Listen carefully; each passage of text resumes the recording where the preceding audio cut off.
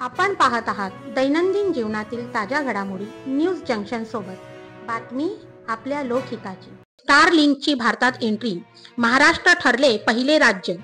ग्रामीण इंटरनेटला मिळणार वेग।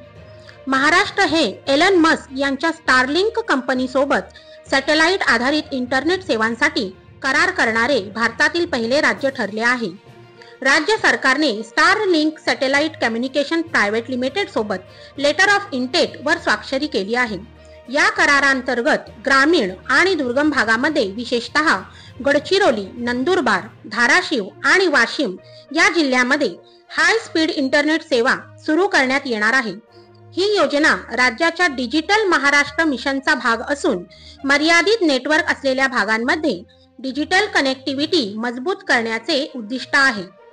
मुख्यमंत्री देवेंद्र फडणवीस यांनी हा ऐतिहासिक क्षण असल्याचे सांगत म्हटले की एलन मस्क यांची स्टारलिंक ही जगातील सर्वात मोठ्या ICT कंपन्यांपैकी एक आहे आणि महाराष्ट्रासोबत तिचे भागीदारी होणे ही अभिमानाची बाब आहे।